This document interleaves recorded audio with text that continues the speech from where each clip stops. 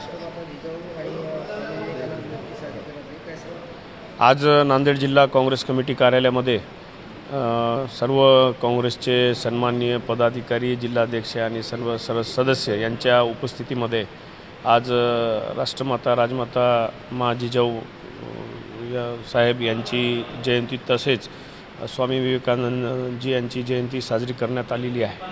खरं तर आपण बघतो प्रत्येक मुलाला घडवण्यामागे खरा गुरु कोण आहे तर त्यांची माता असते. आणि राष्ट्रमाता राजमाता जिजाऊंनी शिवाजी महाराजांना धोके पत्करून स्वराज्य स्थापन करण्यासाठी पुढाकार घ्यायला लावला आणि पडद्यामागची महत्त्वाची भूमिका राष्ट्रमाता राजमाता यांनी त्या ठिकाणी स्वराज्य निर्मितीसाठी बजावलेली आहे. आणि त्याचबरोबर युवकांना प्रेरणादायी असलेले स्वामी विवेकानंदजी यांची आज जयंती आहे. आम्ही सर्वांनी मिळून आज काँग्रेस पक्ष कार्यालयामध्ये आम्ही जयंती साजरी केलेली.